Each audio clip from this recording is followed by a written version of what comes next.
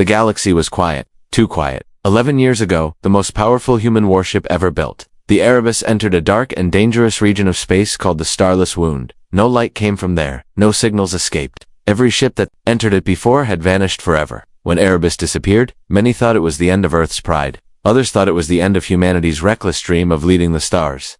At first Earth waited. Days turned into weeks, weeks turned into years. When the third year passed, even the most hopeful voices grew quiet. Governments stopped funding search missions.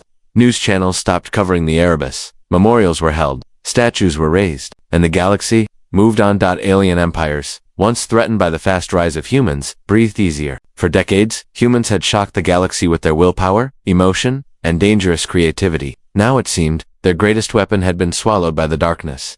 But not everyone believed it. Far below Earth's cities, under the cold winds of Antarctica, an old observatory still blinked with life. Inside, an aging scientist named Dr. Marin sat alone. She had worked on the Erebus project from the beginning. Her heart had gone with that ship. And even after 11 years, she watched the stars every night, searching. People had stopped visiting her.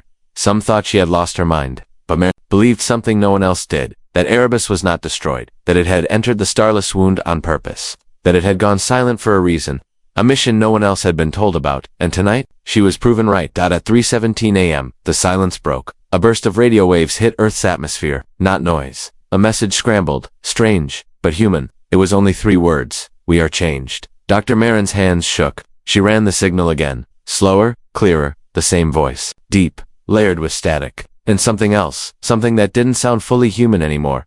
Across Earth's command stations, alerts began flashing. Space patrols activated. Satellites turned. The signal had not come from deep space. It came from just beyond the moon. Something had arrived in orbit. Sensors picked up a shape, large, metallic, moving slowly. A ship, but not just any ship. The shape, though damaged, matched the original design of the Erebus. Yet it was different, larger, armored with something not from any human blueprint. Its energy readings were off the scale, and surrounding it were strange objects, dark spheres orbiting the hull like moons. But they pulsed like they were alive. The Erebus had returned. Inside the control room of Earth's global defense network, leaders from every nation watched in silence. Cameras zoomed in. A voice from the Erebus requested permission to land. Confident. But when Earth's generals heard the name of the commanding officer, they gasped. Captain Nara Voss, the voice said. That was impossible. She had been listed dead 8 years ago. Her file said she was the last one seen alive, standing on the bridge of the Erebus as it entered the Starless Wound. Dr. Marin's eyes filled with tears. She made it, she whispered. But what did they become in there? As the Erebus moved closer to Earth, questions spread like wildfire. Was it really them? What had happened in those 11 years? And why did their message say we are changed? In secret alien council chambers across the galaxy, panic returned. If humans had survived the Starless Wound and evolved, what else could they survive? What else could they become? Some called for peace, others for preparation, because one thing was now clear. The Erebus did not return to ask for help. It had returned with a purpose, and the galaxy would never be the same again. The moment the Erebus entered Earth's orbit, the sky shimmered not with light, but with something heavier. A strange quiet pressure that pressed down on the atmosphere, like the air itself was remembering something it had forgotten. Cities paused. Communication satellites blinked. Across continents, children looked up, sensing something no adult could explain. On Earth's surface, scientists and military officials gathered in underground command bunkers. The Erebus was sending no visual feed, no detailed data. Only the voice of Captain Nara Voss repeated calmly, requesting controlled landing. We carry knowledge. We seek silence. No one understood what she meant. But her tone didn't sound like a warning, nor like a plea. It sounded detached, almost peaceful, as if whatever she had witnessed out there had removed fear from her completely. Back at the Antarctic Observatory, Dr. Marin was now part of the emergency team. Her knowledge of the Erebus made her valuable again, but even she could feel it. Something had changed aboard that ship, not just in the technology, but in the people, or what was left of them. The landing site was chosen in the deserts of northern Africa, far from civilians, surrounded by vast silence. The world watched through satellite feeds as the Erebus slowly descended. It no longer looked like a warship. Its surface was covered in smooth silver plating that pulsed faintly with a blue glow. The old weapons systems were missing. In their place were large, flower-like structures that opened and closed without sound, reacting to nothing, or perhaps to everything. When it finally touched the sand, there was no thunder, no shaking, only stillness. Then the ramp opened. Out stepped Captain Nara Voss. She looked human, but she wasn't the same. Her skin carried a faint shimmer, like stars reflecting on calm water. Her eyes were brighter, not glowing, but almost too focused, as if they saw more than just shapes and light. Behind her, others emerged. Only a few. All changed. The world leaned closer to their screens. Nara looked directly into the cameras. We left to understand what no one else dared to face, she said softly. The thing that consumes. Not planets, not ships, but purpose. No one spoke. We have seen the truth inside the starless wound. It is not an enemy. It is a question. One that breaks all who cannot answer. But we found the answer. And now, we return. Not to fight, but to prepare.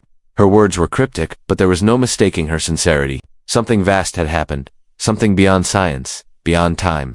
Something that changed what it meant to be human. Meanwhile, far above, alien ships had gathered near Earth's orbit, watching closely. Not close enough to be seen by the public, but close enough to act, if needed. The Galactic Council had long feared humanity's curiosity. Now it feared its evolution. Back on Earth, the team sent to greet the Erebus stood frozen. No one moved forward, until Dr. Moran stepped out from the safety perimeter and walked alone toward Nara for a long moment. They simply looked at each other.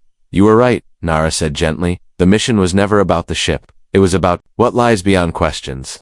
Dr. Marin nodded, her voice shaking. Are you still human? Nara smiled, but it was a distant kind of smile. In ways you cannot measure, more than ever. In other ways, not anymore. The silence around them deepened. The other crew members stood still, waiting. Behind them, the Erebus pulsed quietly, as if breathing. And then, a strange thing happened. The sand beneath the ship shifted. Symbols began to appear, not carved, but drawn by the air itself. Glowing patterns that moved slowly, pulsing like a heartbeat. Earth's scientists rushed to study them. Some believed they were a message, others, a kind of seed, a gift, or perhaps a key. But one thing became clear. The Erebus had not returned to share war. It had returned to offer a warning. The starless wound was growing. Quietly, slowly. It had begun to stretch across systems. Not like a monster, but like a question being asked again. Louder this time, and only those who had heard its answer could survive it now.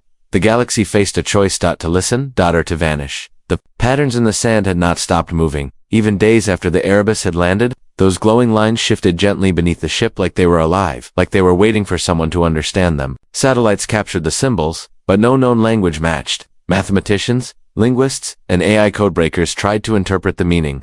None succeeded, and yet, the crew of the Erebus walked across those glowing sands without hesitation, as if they could read it effortlessly. Captain Nara Voss remained silent after her arrival. She refused interviews, briefings, and political requests. Instead, she and her small crew spent long hours simply standing at the edge of the ship, watching the sky, watching something that no one else could see, inside a temporary research dome. Near the ship, Dr. Marin sat surrounded by confused scientists and diplomats. Everyone wanted answers. Everyone had theories. But the only person who truly knew what happened inside the starless wound still hadn't spoken of it, until today. Without warning, Nara walked into the dome. The room went silent. Everyone stood. Her presence was calm, but strange, like the weight of her thoughts filled the space even before she spoke. She didn't introduce herself. She didn't explain anything at first. Instead, she asked a question. Have you ever looked at the stars? She said softly, and felt like they were listening. No one replied. That's what it felt like in the wound. She continued, but not just listening, asking, over and over, who are you? Why do you exist? What do you carry in your heart when everything else is taken from you? She looked around the room slowly. We answered. Most couldn't. Dr. Moran stepped forward. What happened to the rest of your crew? Nara's eyes flicked toward her, and for the first time, something close to sadness crossed her face.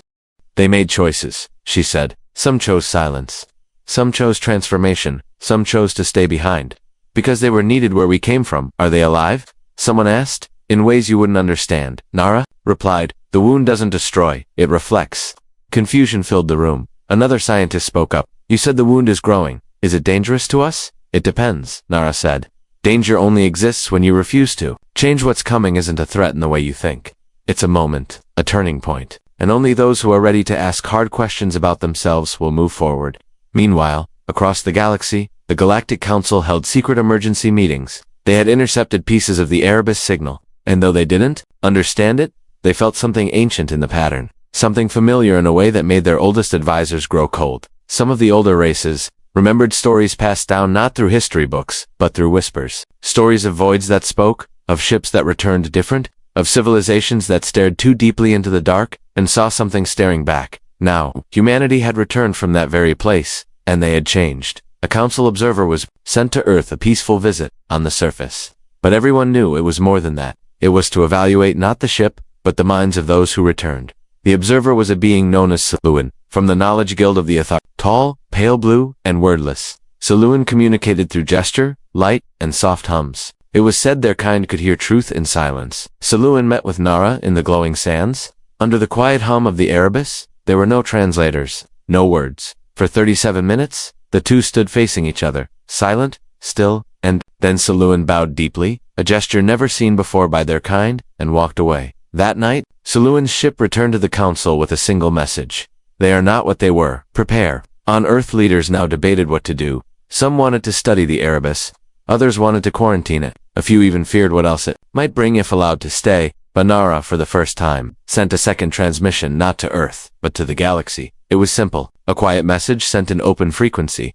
We offer what we learned, but we do not ask for understanding, only readiness. The wound will reach you too. On dozens of alien worlds, receivers blinked to life. Civilians watched. Military leaders took notes. Scientists stared at the sky, now more aware of the darkness between the stars. On Earth, something else happened. The patterns in the sand stopped moving, and the next morning, they were gone. In their place stood a single object, a sphere, smooth, silver, and humming gently.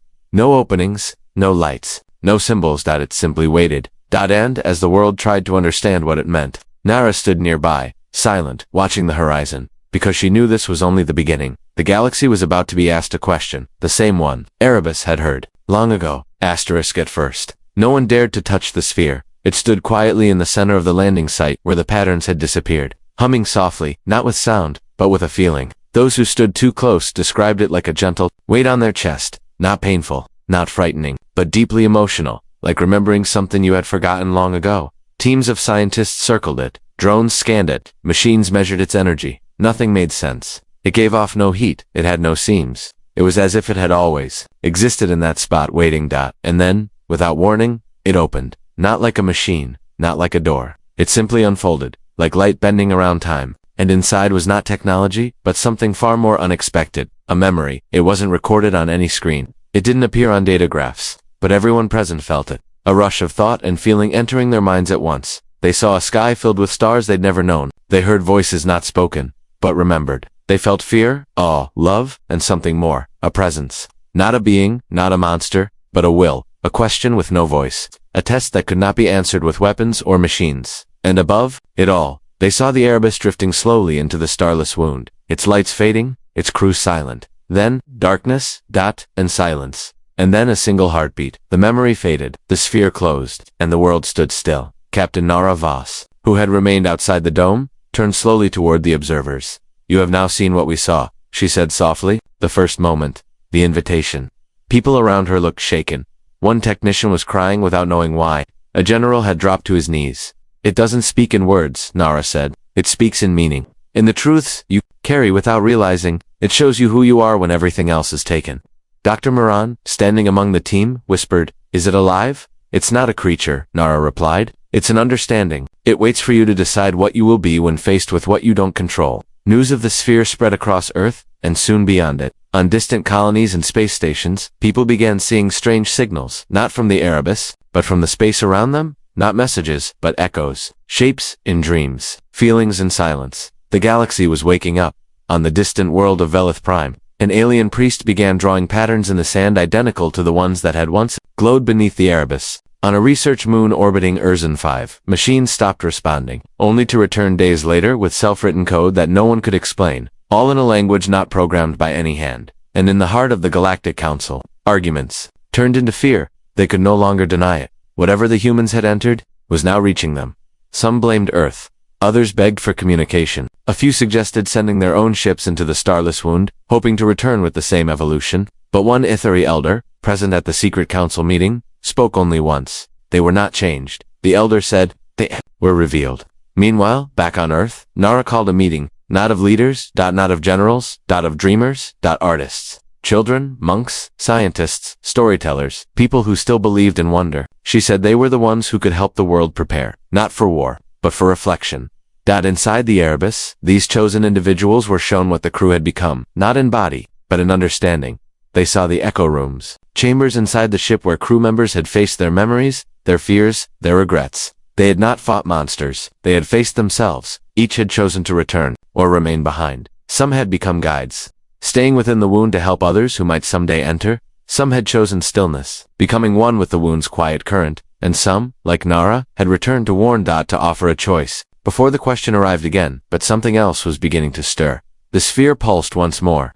This time, brighter Dot, and for the first time, it released something new. A map. Not of space, but of minds. It was a web of connections, emotions, shared memories, and buried truths. Each point of light represented a choice made by someone, somewhere. Each path revealed what had been hidden, not in space, but within. Dr. Marin stared at it, heart pounding. It's not asking where we're going, she whispered, asking who we'll become before we get there. And then, the sphere began to float. Slowly, steadily, it rose into the sky. No engines, no sound. It arose above the Erebus, above the desert, until it vanished into the clouds, like a seed, carried by the wind. And the world watched, not in fear, but in silence, waiting for what would come next, because everyone now knew the wound wasn't chasing them, it was inviting them, and one day soon, they would have to decide whether to step forward or stay behind. The desert winds returned after the sphere vanished. They swept across the empty sands, erasing the footprints, softening the ground where the Erebus had landed, as if nature itself was trying to forget the moment or protect it. But the memory was already spreading far beyond the dust. Weeks passed. The crew of the Erebus did not leave the ship, but they also didn't retreat. They simply waited. Calm, still, and observant, like guardians of a message that hadn't been fully heard yet. On Earth, something subtle began to change. It wasn't immediate, not loud or sudden, but it was everywhere. People began to dream differently. First, the scientists and engineers who had stood near the sphere, then the translators, the guards, the assistants, eventually, even distant farmers and travelers thousands of miles away. Dreams of endless skies and unknown stars. Dreams of floating cities and long-lost voices. Dreams of choices they couldn't quite remember making. And always, the same sensation lingered. Something is coming. Dr. Marin documented every case she could. She noticed patterns. Certain words repeated. The corridor, the mirror without a reflection, the room that knows you, and always the question. But still, no one knew what that question truly was. The Galactic Council, alarmed by the spread of this unknown influence, sent an envoy once more, this time a diplomatic and scientific delegation, 12 species, no weapons, no demands, just one mission, to speak with the Erebus. When they arrived on Earth, Nara met them not with answers, but with an offer. We will allow one of your kind to step aboard, she said. One, they must enter with no armor, no memory machines, no shielded thoughts, only their truth. The delegation argued, each wanting to send their own. But in the end, a being called Thal was chosen, a quiet, silver-skinned historian from a race known for remembering more than they forgot. Thal entered the ship alone. He did not return for 3 Earth days. When the hatch opened again, he stepped out slowly, eyes wide, walking as if time itself had changed pace. He said only one sentence. You are not alone in your questions, only in how you hide from them. He then quietly requested to remain on Earth. The delegation left, more confused than before, but others, especially those watching from distant colonies, began to listen. A small science vessel from the planet Rentha requested permission to visit. Then, a poetic order from Lyra's Reach. Then, a tribe of spacefarers who had always followed intuition over science. One by one, ships arrived, and one by one, they were offered the same thing. No answers, just the chance to face what they had never spoken aloud. Not everyone accepted. Some left quickly, disturbed by what they had felt aboard the Erebus, but others stayed. And with each new visitor, the Erebus seemed to shift slightly, its corridors growing, its chambers rearranging, as if learning from those who entered. Dr. Marin noticed something else. The Earth itself was changing, not physically, but emotionally. Conversations were deeper. Artists created works that felt like memories from dreams. Children began to describe visions of places no telescope had seen. Some feared it, but many began to feel something they hadn't in years, a quiet kind of hope. Meanwhile, deep in space, the starless wound moved. Not like a storm, not like a threat, but like a tide. Slow, ancient, steady, and the systems around it began to respond. Planets with forgotten ruins began humming with new energy. Long dead, satellites powered up without cause, creatures native to distant moons gathered at mountaintops, howling to the stars. The wound was reaching them, and the Erebus was no longer the only ship transformed. Scattered across space, other vessels that had disappeared decades ago, lost to what was believed to be black holes or time faults, began to return, changed, like the Erebus, silent. Calm, but filled with the same quiet presence. And in every case, their crews spoke the same phrase. The invitation is open. Earth had unknowingly become the center of a new kind of map, not drawn by borders or stars, but by questions answered in silence. Nara gathered a group once again, the dreamers, the artists, the ones who had chosen to believe rather than resist. She told them something simple. Soon, the sky will open again, not to take but to reflect. Each of you must carry a question, one that truly matters to you. And when the time comes, be ready to let go of the answer you expect. Dr. Moran asked her the question everyone was beginning to whisper. What happens if we don't listen? Nara looked toward the horizon, where the sun was setting beneath a sky full of stars no longer silent. Nothing, she said gently. That's the danger. Not destruction, but stillness. A life lived without knowing what you truly are. A species that forgets to look inward before it looks outward. The next day, a second sphere appeared. This time, it hovered directly above Earth's ocean, casting a gentle light into the water, and from deep below, something ancient stirred. Not a creature, not a threat, but something old and waiting. Earth had answered. Now, the galaxy would begin to reply. The ocean beneath the second sphere remained calm for 3 days. No storms, no waves. The air above it stood still, like the world itself was holding its breath. Satellites watched. Naval ships circled from a distance. Scientists observed from floating stations. But no one moved closer, because something was rising. Not from beneath the water, but from within themselves. Those who came near began hearing melodies in their minds. Gentle tones, like lullabies remembered from childhood, except they didn't belong to any language or culture known to Earth. The sound wasn't external, it was emotional, like memories wrapped in music, played from the inside out. Then, the sphere pulsed once, and the water below began to shimmer. Not with light, but with memory. The surface of the ocean became like glass, reflecting not the sky above, but scenes from people's pasts. Not the physical past, but the emotional one. Choices made, regrets unspoken, moments of kindness long forgotten by others but still held deep within. Observers were shaken. Some turned away, overwhelmed by the honesty of what they saw. Nara, standing quietly on a nearby vessel, spoke only one sentence. It's not showing you who you were. It's asking if you've changed. Far beneath the ocean, a structure began to rise. It wasn't built of stone or metal. It wasn't a machine. It appeared to be formed from living memory, translucent, glowing with soft blue hues, shaped by emotion more than engineering. They called it the Resonance Temple. Not a temple in any religious sense, but a place where thought and feeling met, where memory took shape. It hovered just above the ocean floor, untouched by currents, surrounded by bioluminescent sea life, that behaved unusually calm, as if they too recognized something sacred. People from around the world were invited, but not by force. Each person chosen received a vision, a dream of a doorway standing in a field, or beneath the sea, or among the stars. The same door, always. Some entered, some woke up afraid, but those who stepped through in the dream woke with a message. Now, you may come. One by one they arrived. Artists, philosophers, healers, elders, even children. Not experts in war, but in wonder. Each was allowed to enter the Resonance Temple. None were recorded, none were interviewed, and each one left different. Not in appearance, but in understanding. They didn't come back with answers. They came back with clarity. They saw life as a thread in a larger tapestry, not controlled, but connected. And each thread mattered. Meanwhile, across the stars, something unexpected happened. The wound paused. It had always drifted slowly, pulling gravity and starlight into itself like a tide without end. But now, for the first time in known history, it stopped expanding. Telescopes confirmed it. The surrounding systems breathed easier. Astrophysicists were stunned. And then, new signals began appearing across the galaxy. Not warnings, not threats, but invitations. Soft pulses in ancient frequencies. Images made of color and tone. Symbols repeating not in one language, but in feeling like the dream memories from Earth. Some planets responded with fear, others with curiosity, a few with joy. The galaxy was being given a chance to remember, to reflect, to choose.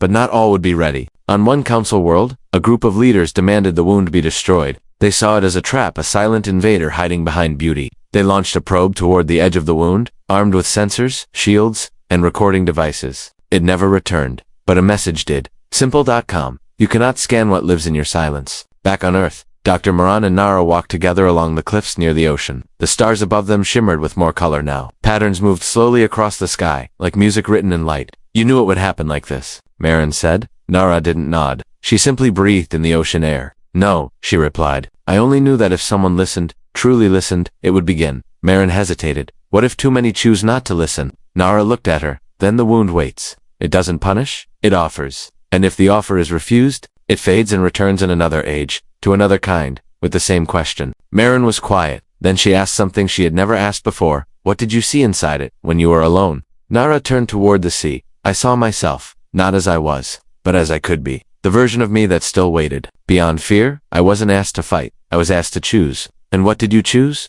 To return, Nara said, eyes soft, because Earth hadn't yet asked that question, and someone had to remind them how. As they stood together, the sea below the Resonance Temple glowed brighter, and far away, on a distant moon orbiting a forgotten planet, A child looked up at the sky and saw a door of light open above the stars. No one else saw it, but she smiled, because somehow she understood. The story wasn't ending. It was just beginning, and the question was coming. Home